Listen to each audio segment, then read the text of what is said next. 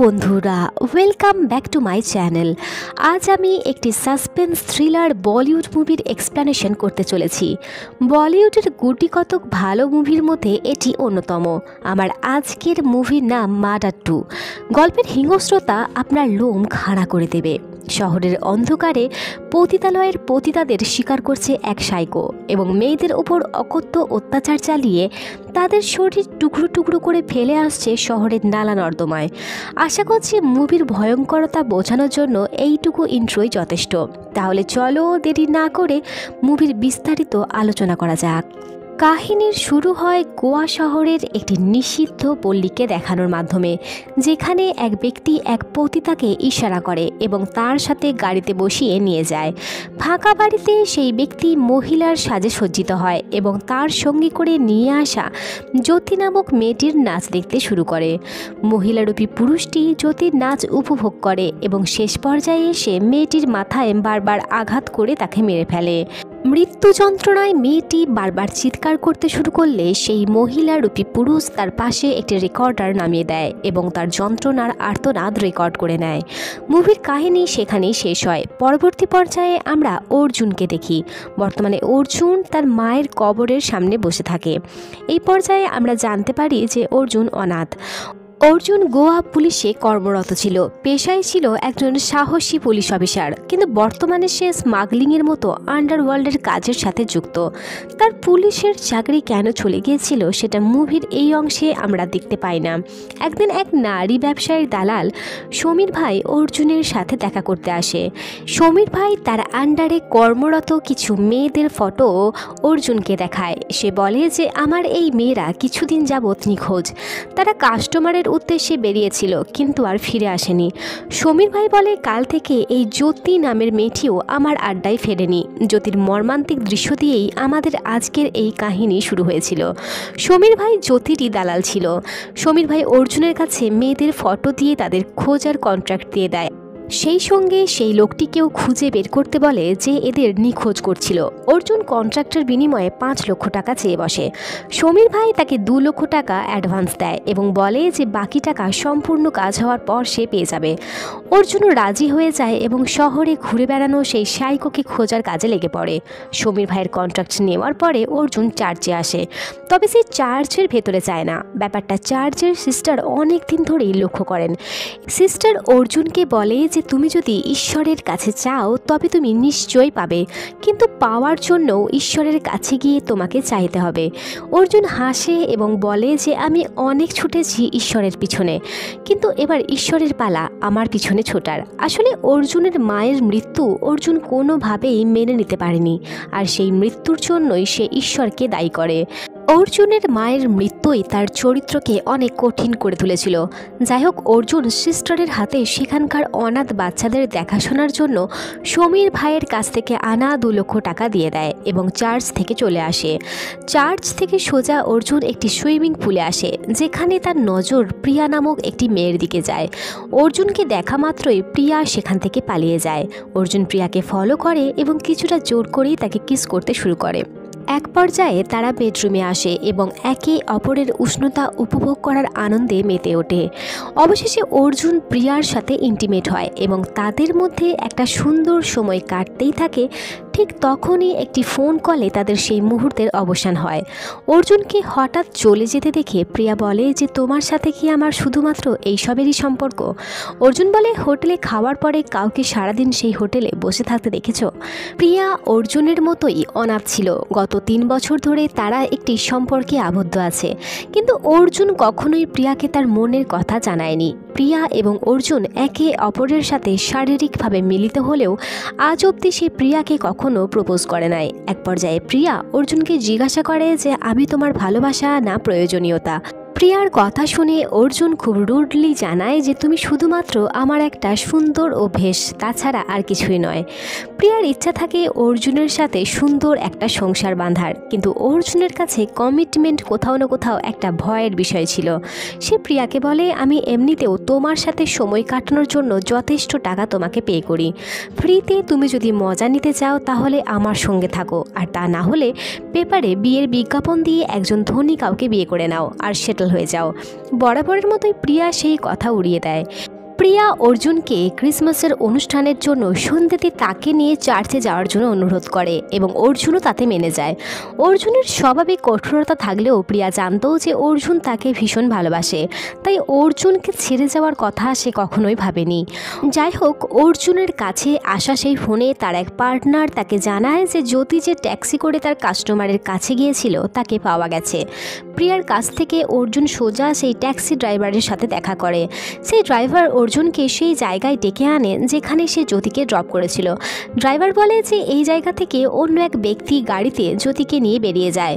Driver অর্জুনকে জ্যোতির mobile phone দেয়। আসলে জ্যোতি ওই ব্যক্তির সাথে যাওয়ার আগে তার ফোন সেই ট্যাক্সিতেই ফেলে গিয়েছিল। মুভির কাহিনী এবার একটা ফাঁকা পুরনো বিল্ডিংয়ে পৌঁছায়, যেখানে কাহিনীর প্রথমে দেখানো সেই রহস্যময়ী মহিলা দুটি লাশের ব্যাগ টেনে টেনে নিয়ে যায় এবং একটি কুয়োর মধ্যে ফেলে দেয়।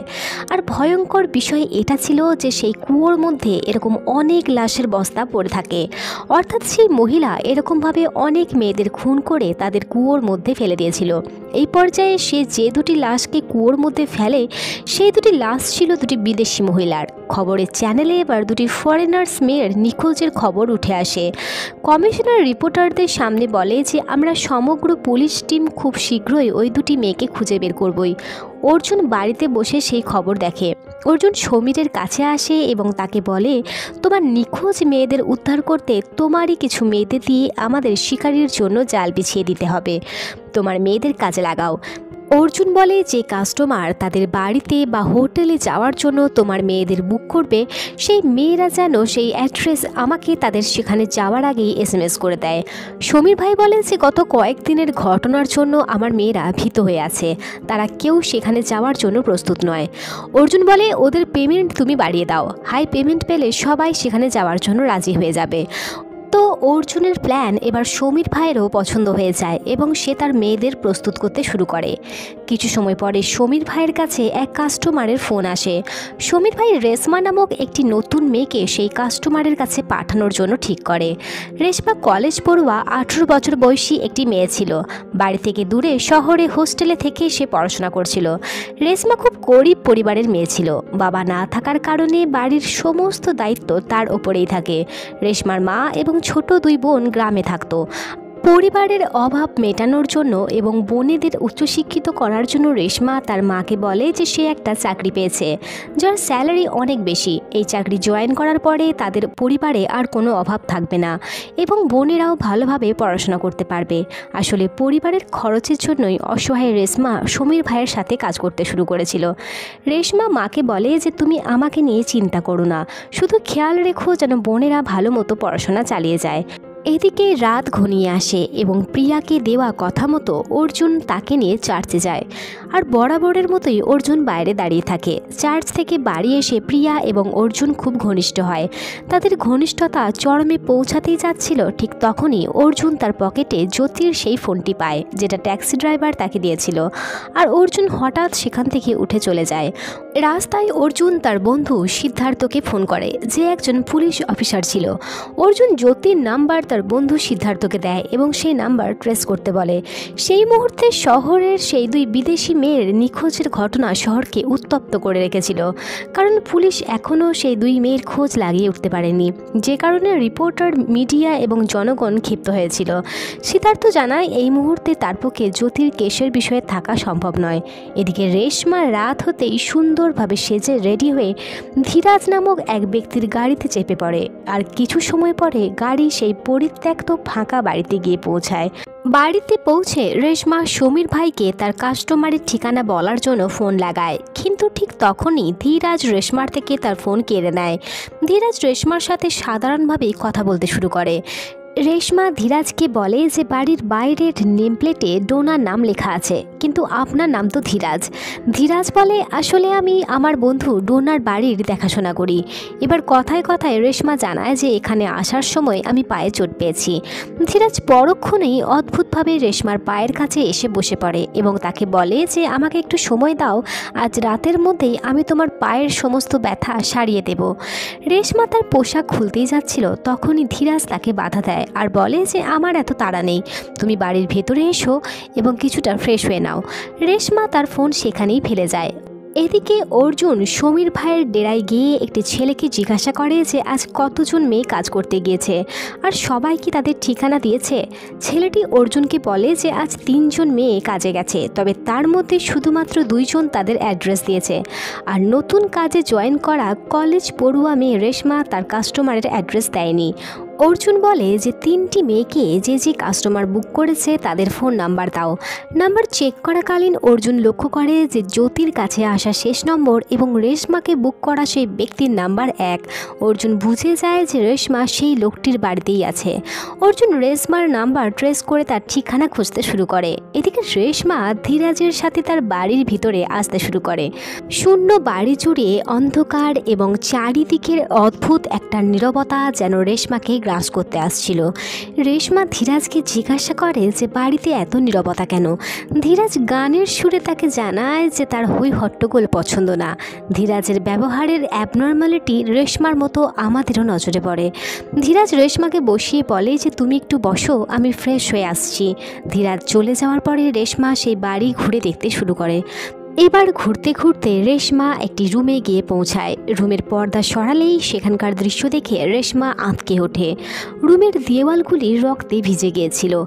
এক নিমেষে রেশমার হৃৎপিণ্ড যেন লাফিয়ে ওঠে। রক্তাক্ত দেওয়াল দেখে রেশমা ভীষণ ভয় পেয়ে যায়। আর তার ভয়ের মাত্রা ছাড়ায় যখন সে মেঝেতে একটি রক্তাক্ত কান পড়ে থাকতে দেখে। রেশমা বুঝে যায় যে সে কোনো ভয়ঙ্কর পরিণতির শিকার হতে চলেছে। প্রাণ বাঁচাতে রেশমা দরজার দিকে ছুটতে শুরু করে, কিন্তু দরজায় তখন অলরেডি 3টে তালা লাগানো থাকে। রেশমা পিছনে ফিরে তাকাতেই তার সামনে হঠাৎই ধীরাজ চলে আসে। আর ধীরাজ সম্পূর্ণভাবে পুরুষের রূপ ছেড়ে মহিলার পোশাকে সেজে তার সামনে দাঁড়িয়ে পড়ে। অর্জুন বারবার রেশমাকে ফোন করে, কিন্তু রেশমা সেই ফোন ধরার আর সুযোগ পায় না। রেশমার হাত পা বেঁধে মেঝেতে ফেলে রেখে ধীরাজ তার ঠোঁটে লিপস্টিক লাগিয়ে সম্পূর্ণভাবে একজন নারীর সাজে সজ্জিত হয়। ধীরাজ রেশমার কাছে আসে এবং তাকে বলে যে মেঝেতে পড়ে থাকা ওই কান দেখে তুমি ভয় পেয়েছ। ওই কান আসলে জ্যোতির কান। তুমি নিশ্চিতভাবে জ্যোতিকে চেনো। ও তোমাদেরই আড্ডার মেয়ে ছিল, কিন্তু আমার সাথে তার দেখা হওয়ায় তার কাল হয়ে দাঁড়ালো, যেমনটা আজ তোমার সাথে হয়েছে। ধীরাজ বলে তোমাদের মতো মেয়েদের সমাজ থেকে উপড়ে ফেলাই আমার কাজ। রেশমা ধীরাজের কাছে কাকুতি মিনতি করে। রেশমা বলে যে স্যার, আমার পরিবার খুব গরিব। আমার মা এবং 2 বোন আমার উপরে নির্ভরশীল। কিন্তু ধীরাজ তো পুরোপুরি সাইকো ছিল। সে বলে যে আজ তোমার টুকরো টুকরো করে তবেই আমার শান্তি। ধীরাজ তার হাতে থাকা টেপ রেকর্ডার অন করে হাতের ধারালো অস্ত্র দিয়ে রেশমা শরীরে আঘাত করতে শুরু করে। সেই ধারালো চিমটার প্রত্যেকটি আঘাতে রেশমা যন্ত্রণায় কাতরে ওঠে। এক পর্যায়ে সাইকো ধীরাজ রেশমাকে আঘাত করতে গেলে রেশমা সরে যায় এবং রেশমার শরীরে করতে যাওয়া আঘাত তার নিজের হাতে লেগে যায়, যে কারণে ধীরাজ রেশমাকে ছেড়ে দিতে বাধ্য হয়। এদিকে অর্জুন তার গাড়ি নিয়ে সেই জায়গাতেই চলে আসে যেখানে সেই ট্যাক্সি ড্রাইভার জ্যোতিকে ছেড়ে এসেছিল। অর্জুন এটা ভ্রূণাক্ষরেও বুঝতে পারে না যে সে সেই পরিত্যক্ত বাড়ির সামনে দাঁড়িয়ে আছে যেখানে রেশমা ফেসে গেছে। অর্জুন সেখানে দাঁড়িয়েই রেশমার নাম্বারে কল করে, আর কখনো কাস্টমার ওরফে ধীরাজের নাম্বারে কল করে। ধীরাজ সেই ফোন কেটে তার হাতের জখমের ওষুধ কেনার জন্য গাড়ি নিয়ে বেরিয়ে পড়ে। অন্যদিকে অর্জুন একটি ওষুধের দোকানে আসে মাথা যন্ত্রণার ওষুধ কেনার জন্য, আর ধীরাজও এবার সেই দোকানে গিয়েই পৌঁছায়। হাতের ক্ষত দেখিয়ে সে দোকানদারের কাছে ওষুধ চায়। অর্জুন তাকে তার ক্ষতের কারণ জানতে চাইলে ধীরাজ জানায় সে বাইক থেকে পড়ে যাওয়ার কারণে হাতে চোট পেয়েছে। কিন্তু অর্জুন লক্ষ্য করে লোকটি বাইক নয় বরং 4 চাকায় এখানে এসেছে। সেই ব্যক্তির থেকে নজর সরিয়ে অর্জুন তার ওষুধ কেনে। ঠিক সেই সময়ে ধীরাজ রেশমার ফোনটি ডাস্টবিনে ফেলে দেয়। ওষুধ কেনার পরে অর্জুন আবারও রেশমার ফোনে ফোন করে। ঠিক তখনই সে সামনের ডাস্টবিন থেকে ফোনের রিং শুনতে পায়। অর্জুনের প্রথম সন্দেহ এবার ধীরাজের দিকে যায়। সময় নষ্ট না করে সে রেশমার কাস্টমারের নাম্বারে ফোন করে, আর অর্জুনের ফোনের রিং ধীরাজের কাছ থেকে সে শুনতে পায়। ধীরাজ ফোন রিসিভ করে এবং একটা বিজয়ের হাসি নিয়ে অর্জুন ধীরাজকে ধরার জন্য তার পিছনে ছোটে, আর অবশেষে তাকে ধরে ফেলে। ধীরাজকে ধরা মাত্রই অর্জুন তাকে বেধড়ক মারতে শুরু করে এবং নিখোঁজ মেয়েদের খোঁজ জানতে চায়। ঠিক সেই সময়ে পুলিশ সেখানে চলে আসে। অর্জুন এবং ধীরাজকে ধরে পুলিশ স্টেশনে নিয়ে আসে। অর্জুন পুলিশের চাকরি ছেড়ে স্মাগলিংয়ের সাথে যুক্ত ছিল বলে পুলিশ তাকে পছন্দ করত না। ইন্সপেক্টর জন এবং অর্জুন একসময় এই পুলিশ স্টেশনে একসাথে কাজ করত, কিন্তু পূর্বে জনের সাথে অর্জুনের সম্পর্কের একটি তিক্ততা ছিল, যে কারণে জন অর্জুনের কোনো কথা না শুনেই তাকে জেলে ভরে দেয় এবং ইন্ট্রোগেশনের জন্য ধীরাজকে বাইরে বসিয়ে রাখে। অর্জুন জনকে বলে যে শহরের যে সমস্ত মেয়েদের লাশ পাওয়া যাচ্ছে তাদের পিছনে এই ব্যক্তি জড়িয়ে আছে, এমনকি রেশমা নামক একটি নিখোঁজ মেয়ের সাথেও এই লোকটি জড়িত। 3rd ডিগ্রি দিলেই এই ব্যক্তির মুখ থেকে সমস্ত কথা বেরিয়ে আসবে। জন আগে থেকেই অর্জুনকে পছন্দ করতো না, তাই সে অর্জুনকে বলে যে ওইসব তুমি আমার ওপরে ছাড়ো, তুমি বরং স্মাগলিংয়ের মতো কাজে মন দাও, তাই তুমি আমাদের কাজ শিখিও না, আমরা আমাদের কাজ নিজেদের মতো করে নেব। জন ধীরাজের কাছে আসে এবং তাকে তার নাম ও ঠিকানা জানতে চায়। ধীরাজ তার নাম বললেও ঠিকানা বলতে চায় না। সে বলে যে আমার ব্রেনে একটা টিউমার আছে, যে কারণে আমার কোনো কিছুই মনে থাকে না। পুলিশ ধীরাজের গাড়ি থেকে তার গাড়ির পেপার নিয়ে আসে। ইন্সপেক্টর জন ধীরাজকে জিজ্ঞাসা করে এই গাড়িটি কার। এক্ষেত্রে ধীরাজ জানায় যে এই গাড়ি তার কাকার, কিন্তু এই মুহূর্তে সে তার কাকারও নাম মনে করতে পারছে না। সে বলে আমার বাড়িতে একটা ডায়েরি আছে যেখানে আমার কাকার নাম লেখা আছে। তো জন রেগে গিয়ে বলে যে তোমার ডায়েরিতে তোমার কাকার নাম আছে আর সেই ডায়েরি তোমার বাড়িতে আছে, সেই সঙ্গে বাড়ির ঠিকানাও তোমার জানা নেই, তো তুমি কি আমার সঙ্গে ইয়ার্কি মারছো? স্বাভাবিকভাবেই এবার ধীরাজের উপরে জনেরও সন্দেহ হয়, কারণ ধীরাজ খুব ঘুরিয়ে পেঁচিয়ে সমস্ত প্রশ্নের উত্তর দিচ্ছিল। জন এবার ধীরাজকে জিজ্ঞাসা করে তুমি সমীর ভাইয়ের মেয়েদের সাথে কি করেছো, মেয়েদের কি বিক্রি করে দিয়েছো? ধীরাজ এবার নির্ভীকভাবেই জানায় যে স্যার আমি ওই মেয়েদের বিক্রি করিনি, বরং ওই মেয়েদের মেরে আমি ওদের বডি টুকরো টুকরো করে কেটে যত্রতত্র ফেলে দিয়েছি। এই কথা শুনে জনও শকড হয়ে যায়। সে বিষয়টি ইন্সপেক্টর সিদ্ধার্থকে জানায়। এদিকে ধীরাজ কাস্টাডি রুমে বসে টেবিলে পড়ে থাকা একটি পেপার হাতে তুলে নেয়। সেই পেপারে থাকা একটি মডেলের উপরে পেন দিয়ে কাটাকুটি শুরু করে। সেই সময় একজন কনস্টেবল ধীরাজকে হাত করা পড়াতে থাকে। সে বিষয়টি লক্ষ্য করে এবং ধীরাজকে বলে যে আর যাই করো এই মেয়েটির উপরে নিজের নজর দিও না, কারণ এই মেয়েটি হলো অর্জুন স্যারের প্রেমিকা যে তোমাকে এখানে ধরে এনেছে। এই কথা শুনে ধীরাজ তার পরবর্তী টার্গেট ঠিক করে নেয় এবং প্রিয়ার ফটো নিউজপেপার থেকে কেটে নিজের পকেটে ঢুকিয়ে নেয়। যাই হোক অনেকটা সময় কেটে যায়, কিন্তু অর্জুনকে লকআপ থেকে ছাড়া হয় না। অর্জুন জনকে বলে যে এবার আমাকে লকআপ থেকে ছেড়ে দেওয়া হোক, কিন্তু জন তাকে বারবার অপমান করতে শুরু করে। অর্জুন বলে আমি যদি স্মাগলিং করি তবে তুমিও কিছু কম যাও না, টেবিলের নিচে থেকে তুমিও ঘুষ নাও। এই কথা শুনে জন খুব রেগে যায়। জন সঙ্গে সঙ্গে লকআপ খুলে অর্জুনকে মারার জন্য এগিয়ে যায়। দুজনের মধ্যে হাতাহাতি শুরু হলে ইন্সপেক্টর সিদ্ধার্থ এসে তাদের ছাড়িয়ে দেয়। কিছু সময় পরে কমিশনার সেখানে আসেন। কমিশনার অর্জুনকে বলে যে এই কেসের জন্য আমাদের তোমাকে প্রয়োজন, তুমি ধীরাজের কনফেশন নিয়ে তার বিরুদ্ধে প্রমাণ জোগাড় করো, আর এই খবরটি মিডিয়া এবং পাবলিকের কাছ থেকে দূরে রাখো। অর্জুন চলে যাওয়ার পরে ইন্সপেক্টর সিদ্ধার্থ বলে যে ধীরাজ নিজে থেকেই তার কনফেশন দিয়েছে, সে জানিয়েছে যে সে 11 জন মেয়ের মার্ডার করেছে, তাহলে এই খবর লুকানোর কী প্রয়োজন? কমিশনার বলে আমি সবই জানি, কিন্তু উপর মহল থেকে এই নিখোঁজ মেয়েদের খবর চাপা দেওয়ার নির্দেশ এসেছে, তার উপরে এই সব কিছুর সঙ্গে যুক্ত আছে এক সিরিয়াল কিলার। এই কথা বাইরে এলে না আমার চাকরি থাকবে আর না তোমার, তাই আমাদের এই কেসের উপরে কাজ খুব সন্তর্পণে করতে হবে। আমরা এই কেসের উপরে কাজ শুরু করব নিউ ইয়ার সেলিব্রেশনের পর। এই কথা বলে কমিশনার সেখান থেকে চলে যায়। কমিশনার চলে যাওয়ার পরে সিদ্ধার্থ অর্জুনের কাছে এসে তাকে জানায় যে এখানে ঠিক হয়েছে নিউ ইয়ার সেলিব্রেশনের পরে এই কেসের ওপরে কাজ শুরু হবে, আর আমার মনে হয় ততদিনে কেস ঢাকাও পড়ে যেতে পারে, তাই আমি আজ থেকে এই কেসের দায়িত্ব তোমার উপরে দিলাম। একদিনের জন্য নিজের ভেতরের পুলিশের সত্তা কাজে লাগিয়ে ধীরাজের বিরুদ্ধে প্রমাণ জোগাড় করো, আর সেই সঙ্গে মৃত মেয়েদের বডির খোঁজ লাগাও। এই কাজ শুধুমাত্র তুমিই করতে পারবে, তবে তোমার মাথা ঠান্ডা রেখে তোমাকে এই কাজ করতে হবে। অর্জুন চলে যাওয়ার পরে ইন্সপেক্টর সিদ্ধার্থ ধীরাজকে ইন্টারোগেট করতে আসে। সিদ্ধার্থ বলে যে তুমি 11 জন মেয়ের খুন কেন করেছো? তুমি কি শুধুমাত্র পতিতা মেয়েদেরই টার্গেট করো? ধীরাজ বলে মেয়েদের মারার সময় আমি আলাদা একটা শান্তি পাই, আর তাছাড়া আমি শুধুমাত্র পতিতা নই, যে কোনো মেয়েকেই মারতে পছন্দ করি। সিদ্ধার্থ বলে যে তুমি ওই মেয়েদের মারার পরে তাদের বডির সাথে কি করো? ধীরাজ জানায় যে সে তাদের বডিগুলিকে টুকরো টুকরো করে কেটে নালা নর্দমায় ফেলে দেয়। ধীরাজ এটাও বলে যে আমি অনেক মেয়েদের লাশ মাটিতে পুঁতে ফেলেছি। মেয়েদের বডি টুকরো করে কাটা খুব কঠিন কাজ, কিন্তু এই কাজে আমি অনেক তৃপ্তি পাই। আর তাছাড়া এই বছরে আমি অনেক অভিজ্ঞ হয়ে গেছি। ইন্সপেক্টর ধীরাজকে জিজ্ঞাসা করে, তুমি এত বছর ধরে এই কাজ করছো, তারপরেও পুলিশের নজর কি করে এড়িয়ে গেলে? ধীরাজ বলে, আরে স্যার, কি আর বলবো, ক্রাইম স্পটে আমি কখনোই কোনো প্রমাণ ছেড়ে আসি না। তাছাড়া কাউকে মারার পর শাস্তি থেকে বাঁচার মজা কিছুটা আলাদা। আর পৃথিবীতে এমন কেউ জন্মায়নি যে আমাকে আটকে রাখতে পারে। ধীরাজের কনফিডেন্স থেকে সিদ্ধার্থ এবার অবাক হয়ে যায়।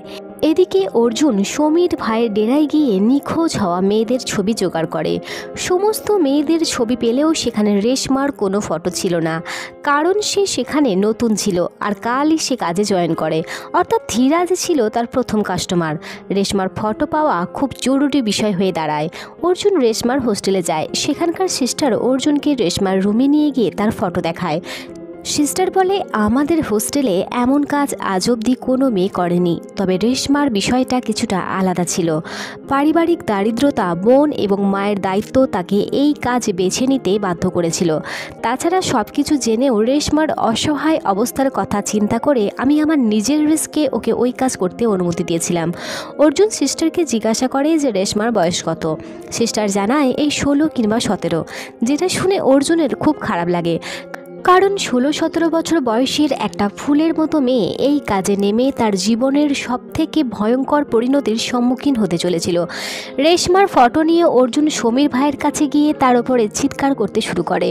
অর্জুন বলে, একে তো রেশমা নতুন মেয়ে ছিল, তার উপরে এত ছোট্ট বাচ্চা মেয়ে। তোমার আড্ডায় এত মেয়ে থাকতে ওকেই কেন শিকারীকে খোঁজার জন্য পাঠিয়েছিলে? সমীর ভাই বলে, রেশমা আমাকে একটা কাজের জন্য অনেক অনুরোধ করেছিল। সে বলেছিল 2-4 দিনের মধ্যে হলেও তার টাকার খুব প্রয়োজন। সমীর ভাই বলে যে রেশমার অনেক অনুরোধেই আমি তাকে কাস্টমারের কাছে পাঠাতে বাধ্য হয়েছিলাম। আর তাছাড়া এইসব তো তোমারই প্ল্যান ছিল। তুমি বলেছিলে মেয়েদের মুখে বেশি করে পয়সা ছুঁড়ে মারলে তারা এমনিতেই যাওয়ার জন্য রেডি হয়ে যাবে। অর্জুন বুঝতে পারে যে এখানে সমীর ভাইয়ের কোনো দোষ নাই, সে তার কথা মতোই কাজ করেছে। অর্জুনের মনে এবার গিল্টি কাজ করতে শুরু করে, কারণ কোথাও না কোথাও অর্জুনের জন্যই আজ রেশমা ধীরাজের কবলে পড়েছিল। অর্জুন ভীষণ রেগে গিয়ে পুলিশ স্টেশনে এসে লকআপ খুলে ধীরাজকে বেধড়ক মারতে শুরু করে এবং তার কাছ থেকে রেশমার ঠিকানা জানতে চায়। ইন্সপেক্টর সিদ্ধার্থ এসে অর্জুনকে থামায়, তাকে বাইরে নিয়ে এসে বলে যে এই ব্যক্তি নর্মাল নয়। ধীরাজ শুধুমাত্র রেশমাকেই নয়, এরকম 11 জন মেয়েকে খুন করেছে। আর ধীরাজ যে কুটিলতার সাথে তাদের সাথে অত্যাচার করে, আমার মনে হয় না রেশমা বেঁচে আছে, হয়তো সে মারা গিয়েছে। কিন্তু অর্জুন সিদ্ধার্থের কথা বিশ্বাস করে না। সে সিদ্ধার্থকে বলে যে যেখানে সেই ট্যাক্সি ড্রাইভার জ্যোতিকে ছেড়ে এসেছিল সেখানে গিয়ে খুঁজলে আমরা রেশমা কেন বাকি মেয়েদেরও খোঁজ লাগাতে পারবো। সিদ্ধার্থ বলে, আমরা এই কেসের জন্য এত হঠকারিতা করতে পারি না। আর তাছাড়া তুমি সমীরের কাছে টাকা পাওয়ার জন্যই এইসব করছো, শুধুমাত্র নিজের ফায়দার কথা ভাবছো। অর্জুন বলে, হ্যাঁ, আজ অবধি যা করেছি আমি নিজের ফায়দার জন্য করেছি, কিন্তু আজ বিষয় আলাদা। কারণ আমার একটা সিদ্ধান্তের জন্য একটি 16 বছর বয়সের বাচ্চা মেয়ের জীবন বিপন্ন হতে বসেছে, তাই আমাকে এই কাজ করতেই হবে। সিদ্ধার্থ বলে, তুমি কেন বুঝতে পারছো না? বাকি মেয়েদের মতো রেশমাও আর বেঁচে নেই। কিন্তু অর্জুনের অটুট বিশ্বাস থাকে যে রেশমা বেঁচে আছে। অর্জুন বলে, আমার বিশ্বাস, আমার হৃদয় বলছে যে সে সাহায্যের জন্য আমাকেই ডাকছে। আজ অবধি আমার হৃদয়ের কথা আমি কখনো শুনিনি, তবে আজ শুনবো। আমি রেশমাকে বাঁচাবো। এদিকে আমরা রেশমাকে সেই কুয়োর মধ্যে পড়ে থাকতে দেখি, অর্থাৎ রেশমা এখনও অবধি বেঁচে ছিল। সেই কুয়োর মধ্যে অনেক মেয়েদের লাশ ছিল এবং যেখানে জীবন্ত অবস্থায় রেশমা আটকে পড়ে। কুয়োর দৃশ্য দেখে রেশমা আটকে ওঠে, কিন্তু সেখান থেকে বাঁচার উপায় তার জানা ছিল না। অর্জুন পুলিশ স্টেশন থেকে সোজা এক উকিলের কাছে যায়। তাকে জিজ্ঞাসা করে যে আমরা কিভাবে ধীরাজকে শাস্তি দিতে পারি। উকিল জানায়, কাল দুপুরের আগেই তোমাকে ধীরাজের বিরুদ্ধে এভিডেন্স জোগাড় করতে হবে, কারণ কাল দুপুরে পুলিশ ধীরাজকে ছেড়ে দেওয়ার ডিসিশন নিয়েছে। তাই যা করার তোমাকে আজ রাতের মধ্যেই করতে হবে। এদিকে থানায় আমাদের ধীরাজকে দেখানো হয়। সেখানে এক উকিল তার সাথে দেখা করতে আসে। উকিল এসে ধীরাজকে বলে যে নির্মলা পণ্ডিত আমাকে তোমার কাছে পাঠিয়েছেন। এই বলে সে ধীরাজকে একটি ফোন দেয়। ফোনের ওপারে থাকে নির্মলা পণ্ডিত। নির্মলা ধীরাজকে বলে, আমি কাল তোমার শহরে আসছি আর আমি তোমাকে ওখান থেকে ছাড়িয়ে নেব। এই কথা শুনে ধীরাজ এবার কিছুটা স্বস্তি পায়। মুভির কাহিনী আবার রেশমার ওপরে পরিবর্তিত হয়। অসহায় রেশমা হার মেনে সেই কুয়োর গভীরে পড়ে থাকে। সে বুঝে গিয়েছিল ধীরে ধীরে এখানেই তার মৃত্যু হবে এবং তার আর বাঁচার কোনো আশা নেই। এই কথা চিন্তা করে রেশমা কান্নায় ভেঙে পড়ে। ঠিক তখনই তার নজর পড়ে কুয়োর ওপর থেকে ঝুলতে থাকা কিছু শক্ত লতার ওপরে। রেশমা বাঁচার আশা পায়। সেই লতা ধরে সে প্রাণপণে কুয়ো থেকে বেরিয়ে যাওয়ার চেষ্টা করে, কিন্তু কিছুটা ওঠার পর সেই লতা ছিঁড়ে যায় এবং অনেক উচ্চতা থেকে রেশমা নিচে পড়ে যায়, যে কারণে সে তার পায়ে চোট পায়। আবারও রেশমার চেষ্টা ব্যর্থ হয়। ঠিক তখনই রেশমা সেখানে একটা লাইটার পড়ে থাকতে দেখে। লাইটার জ্বালালে রেশমা সেই কুয়ো থেকে বের হওয়ার আরও একটি রাস্তা পেয়ে যায়। এদিকে ধীরাজের বিরুদ্ধে প্রমাণ জোগাড় করার জন্য অর্জুন তার বাড়ির ঠিকানার খোঁজ লাগিয়ে নেয় এবং সেখানে গিয়ে পৌঁছায়। সেই বাড়িতে পৌঁছে অর্জুন জানতে পারে যে বাড়িতে ধীরাজের বাবা মা এবং স্ত্রী বর্তমান। বিয়ের পর থেকে ধীরাজ তার স্ত্রীর ওপরে অকথ্য অত্যাচার চালাতো, আর সেই অত্যাচারেই ধীরাজের স্ত্রী পাগল হয়ে যায়। ধীরাজের বাবা মা সেই ঘটনার পরে পুত্রবধূকে বাঁচাতে ধীরাজকে বাড়ি থেকে তাড়িয়ে দেয়। ধীরাজের বাড়িতে থাকাকালীন প্রিয়া বারবার অর্জুনকে ফোন করতে থাকে, কিন্তু অর্জুনের কাজের এতটাই বেশি প্রেশার ছিল যে সে তার ফোন কেটে দেয়। অর্জুনের এই অবহেলায় প্রিয়া ভীষণ ভেঙে যায় এবং ড্রিঙ্ক করতে শুরু করে। এইদিকে আমাদের রেশমাকে দেখানো হয়। রেশমা সেই লাইটারের সাহায্যে কুয়োর মধ্যে থাকা সুড়ঙ্গ দিয়ে বাইরে বেরোনোর চেষ্টা করে। কিছু দূর কষ্ট করে যাওয়ার পরে সেই সুড়ঙ্গে হঠাৎ করে ধস নামে এবং রেশমার পথ অবরুদ্ধ হয়ে যায়। অর্জুন গোয়ায় ফিরে আসে। বাড়ি পৌঁছালে সে প্রিয়াকে নেশাগ্রস্ত অবস্থায় বাড়ির বাইরে পায়। প্রিয়া অর্জুনকে বলে যে আমি তোমাকে ভালোবাসি, কিন্তু তোমার কোনো পাত্তাই থাকে না। তুমি বলো যে তোমার উপর নির্ভর না করে আমি যেন মুভ অন করে যাই, কিন্তু তুমি আমাকে ছেড়েও দাও না। অর্জুন বলে আমি নিজেই নিজেকে সামলাতে পারি না, তোমাকে কিভাবে সামলাবো? আমার মা রাস্তায় ক্যান্ডেল বিক্রি করত। দারিদ্রতার জন্য একদিন আমার মা এবং বোন আত্মহত্যা করে। তাদের মৃত্যুর দুঃখ সহ্য করতে না পেরে আমার বাবাও মারা যান। তারা কেউ আমার কথা চিন্তা করেনি। তারা সকলেই আমাকে আমার অবস্থায় ছেড়ে চলে যায়। আজ আমার জন্যই একটি মেয়ে মরতে বসেছে। যদি তার কিছু হয় তার পুরো পরিবার শেষ হয়ে যাবে। না আমার কাছে তোমাকে দেওয়ার জন্য ভালোবাসা আছে, আর না আছে সময়। অন্যদিকে কমিশনার ধীরাজের বয়ান রেকর্ড করার কাজে লেগে পড়েন, কিন্তু ধীরাজ তার কনফেশন পাল্টে দেয়। সে বলে আমি আবার কখন আমার দোষ স্বীকার করলাম? আমি তো আপনাদেরও জীবনে প্রথমবার দেখছি। আসলে আমার মাথায় একটা টিউমার আছে, আমার তো কোনো কথাই মনে থাকে না। কমিশনার বুঝে যায় যে ধীরাজ বুদ্ধিমান একজন কিলার। সে এত সহজে নিজের দোষ স্বীকার করবে না। তো ধীরাজের ইন্টারোগেশনের জন্য তারা ডক্টর সাদিয়াকে ডেকে আনেন। ধীরাজ মেয়েদের অপছন্দ করত, সেই কারণেই তারা একজন মেয়ে ডক্টরকে নিয়ে এসে তার ইন্টারোগেট শুরু করে, যাতে ধীরাজ নিজের মেজাজ ধরে রাখতে না পেরে সমস্ত সত্য কথা বলে ফেলে। ডক্টর সাদিয়া খুব বুদ্ধিমত্তার সাথে ধীরাজকে প্রশ্ন করতে শুরু করে। সাদিয়া বলে, তুমি বিয়ে করেছিলে ধীরাজ? ধীরাজ জানায় যে বাবা মা জোর করে বিয়ে দেওয়ার কারণে আমাকে বিয়ে করতে হয়েছিল, কিন্তু আমি আমার স্ত্রীকে ছেড়ে দিয়েছিলাম। ডক্টর বলে, তুমি দ্বিতীয়বার বিয়ের কথা কেন ভাবনি? তুমি কি মেয়েদের ঘৃণা করো নাকি তুমি নপুংসক? ধীরাজ জানায় সে দুটোই। ধীরাজ বলে, আমি নিজের ইচ্ছায় নিজেকে নপুংসক বানিয়েছি। একদিন স্বপ্নে দেবী আসেন, উনি আমাকে এমনটা করার আদেশ দেন। তার আদেশ মতোই আমি নির্মলা পণ্ডিত নামক এক ট্রান্সজেন্ডারের কাছে গিয়ে নিজেকে তাদের মতো বানিয়ে ফেলি। ডক্টর তাকে এমনটা করার কারণ জিজ্ঞাসা করলে সে জানায়, স্ত্রীকে ছাড়ার পর আমার মেয়েদের প্রতি আসক্তি বেড়ে গিয়েছিল। সকাল সন্ধ্যা আমি শুধু মেয়েদের কাছেই পড়ে থাকতাম। এবার একদিন দেবী আমাকে আদেশ দিলেন, আর তারপর আমি সমস্ত আসক্তির মূলটাকেই কেটে বাদ দিয়ে দিলাম। ধীরাজের কথা শুনে ডক্টর সাদিয়া বলে, আচ্ছা এবার বুঝলাম, তুমি নিজে মেয়েদের সাথে কিছু করতে পারো না বলেই নিজের ফ্রাস্ট্রেশন বার করার জন্যই মেয়েদের মেরে ফেলো, তাই তো? এই কথা শুনেই ধীরাজ তার মেজাজ হারিয়ে ফেলে এবং ডক্টর সাদিয়ার ওপরে আক্রমণ করে বসে। পরে ইন্সপেক্টর সিদ্ধার্থ এবং কমিশনার এসে সাদিয়াকে বাঁচিয়ে নেয়। আবার ধীরাজকে লকআপে পাঠানো হয়। সকাল শেষ হয়ে দুপুর গড়িয়ে আসে। কাহিনীতে এবার রেশমাকে দেখানো হয়। অনেক চেষ্টার পরে অবশেষে রেশমা সেই সুড়ঙ্গ দিয়ে বেরিয়ে একটি জঙ্গলে এসে পৌঁছায়। অন্যদিকে ট্রান্সজেন্ডার নির্মলা পণ্ডিত ধীরাজকে ছাড়ানোর জন্য জেলে আসে। নির্মলা পণ্ডিত পলিটিক্যালি একজন স্ট্রং পার্সোনালিটি ছিল। থানায় এসে সে কমিশনারকে বলে যে যদি ধীরাজকে না ছাড়া হয় তবে তোমার চাকরি তো আজকে গেল।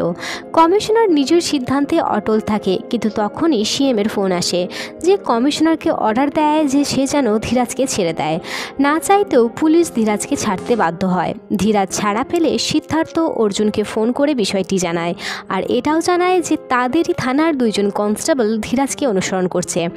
এদিকে রেশমা জঙ্গলের মধ্যে ঘুরতে ঘুরতে জঙ্গলে থাকা একটি পুরনো মন্দিরে গিয়ে পৌঁছায় এবং সেখানে থাকা পুরোহিতের কাছে অনুরোধ করে যে তিনি যেন পুলিশকে খবর দেয়। বাড়ি ফেরার পথে নির্মলা দেবী ধীরাজকে বলে যে বাড়ি যাওয়ার আগে তোমার বাড়ির কাছে যে মন্দির আছে সেখানে আগে মাকে দর্শন করব, তারপরে গিয়ে সমস্ত কথা হবে। আর এটা ছিল সেই মন্দির যেখানে রেশমা প্রাণ বাঁচিয়ে আশ্রয় নিয়েছিল। পুলিশ মন্দিরের বাইরে বসে ধীরাজের ওপরে নজর রাখে। অর্জুন জনকে ফোন করে জিজ্ঞাসা করে যে ধীরাজ এখন কোথায়। জন জানায় যে তারা একটি মন্দিরে গেছে আর আমরা বাইরে তাদের জন্য অপেক্ষা করছি। যেহেতু মন্দিরটি নির্মলা দেবীর বানানো ছিল তাই সেখানে পৌঁছাতেই পুরোহিত নির্মলা দেবীকে জানায় যে একটি আহত মেয়ে মন্দিরে আশ্রয় নিয়েছে। সে বলছে এক ব্যক্তি তাকে আহত করে কুয়োর মধ্যে ফেলে দিয়েছিল। কুয়োর মধ্যে নাকি আরও অনেক মেয়ের লাশ আছে। এই জায়গায় নির্মলা দেবীর সন্দেহ ধীরাজের ওপরে জোরালো হয়। ধীরাজ পুরোহিতকে জিজ্ঞাসা করে যে মেয়েটি এখন কোথায়। পুরোহিত বলে আমি মেয়েটিকে মন্দিরের ভাড়ার ঘরে লুকিয়ে রেখেছি আর সেই সঙ্গে পুলিশকেও খবর দিয়ে দিয়েছি। নির্মলা দেবী ধীরাজকে জিজ্ঞাসা করে যে এইসবের সঙ্গে তুমি কোনোভাবে জড়িত নও তো। ধীরাজ শান্ত মাথার খেলোয়াড় ছিল।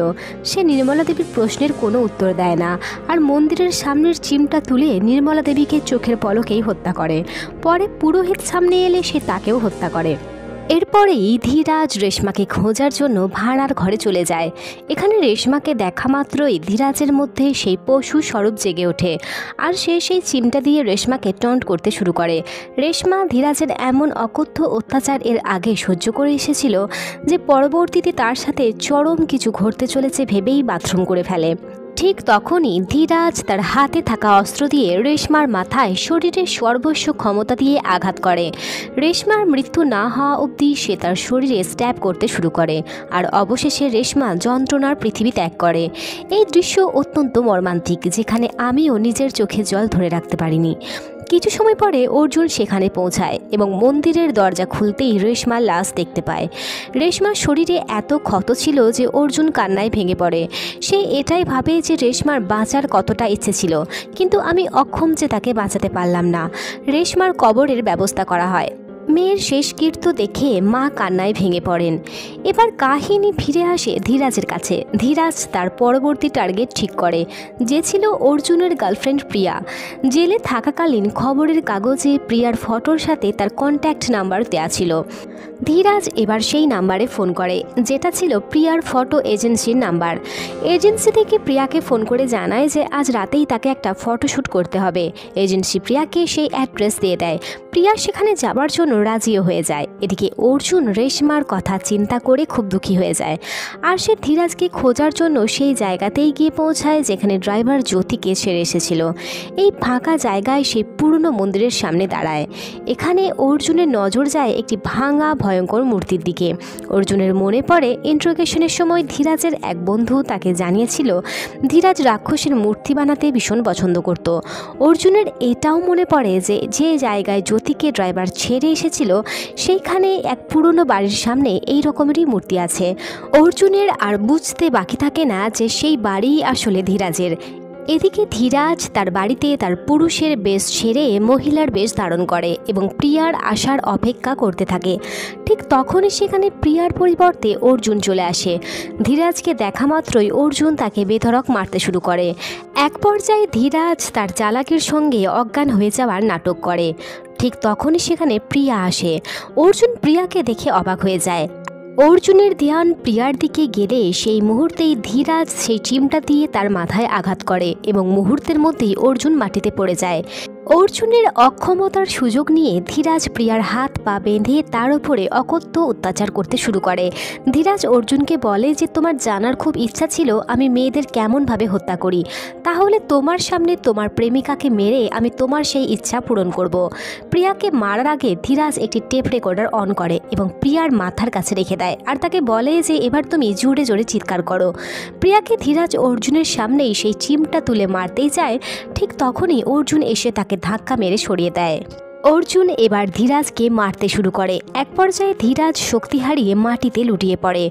অর্জুন ধীরাজের হাত থেকে সেই চিমটা তুলে নিয়ে তাকে মারতে যায়। ঠিক তখনই সেখানে সিদ্ধার্থ এবং জন চলে আসে। জন এবং সিদ্ধার্থ অর্জুনকে বারণ করে যাতে সে আইন নিজের হাতে তুলে না নেয় এবং নিজেকে সংযত রাখে। ঠিক সেই সময় ধীরাজের হাত পড়ে রেকর্ডার অন হয়ে যায়। রেকর্ডার অন হলে সেখানে রেশমার চিৎকারের শব্দ ভেসে ওঠে। রেশমা মৃত্যুর আগে ধীরাজের কাছে অনেক বিনতি করেছিল। রেশমা বলেছিল, স্যার, আমার পরিবার অসহায়, তাদের জন্য আমাকে ছেড়ে দিন, আমাকে আমার মায়ের কাছে যেতে দিন। কিন্তু ধীরাজ তার উপরে অকথ্য অত্যাচার চালিয়ে যায়, আর সেই যন্ত্রণার চিৎকার রেকর্ডারে রেকর্ড হয়ে যায়। এই পর্যায়ে অর্জুন নিজেকে আর ধরে রাখতে পারে না। সেই চিমটা বারবার ধীরাজের বুকে ঘুষিয়ে দেয়।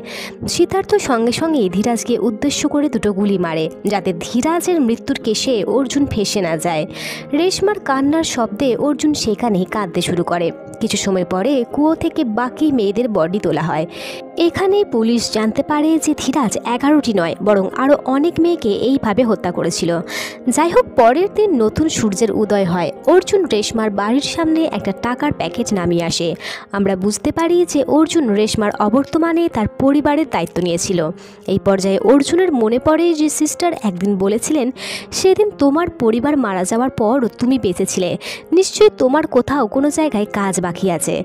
অর্জুন ঈশ্বরকে বুঝতে পারে এবং অবশেষে চার্চে গিয়ে ঈশ্বরের সামনে মাথা নত করে। কিছু সময় পর সেখানে প্রিয়াও এসে হাজির হয়। অর্জুন প্রিয়াকে কিছু বলতেই যাচ্ছিল, কিন্তু প্রিয়া তাকে বাধা দেয়। প্রিয়া ভাবে হয়তো বরাবরের মতোই অর্জুন এমন কিছু বলবে যেটাতে তার মন ভেঙে যাবে। প্রিয়া চলে যেতে চাইলে অর্জুন তার হাত ধরে নেয়। আমরা এই জায়গায় বুঝতে পারি যে অর্জুন এবার প্রিয়ার সাথে বন্ধনে আবদ্ধ হতে চলেছিল। এই ইমোশনাল এন্ডিং দিয়েই মুভির কাহিনী এখানেই শেষ হয়ে যায়। তো বন্ধুরা, আজকের এই মুভির কাহিনী তোমাদের কেমন লাগলো তা অবশ্যই আমাকে কমেন্ট সেকশনে লিখে জানিও। কাহিনীর শেষ সুন্দর হলেও রেশমার জন্য কোথাও না কোথাও একটা যন্ত্রণা থেকে যায়। তাহলে চলো আজকে এই অবধি, আবার চলে আসবো সুন্দর কোনো মুভির কাহিনী নিয়ে। Till then, take care, bye by.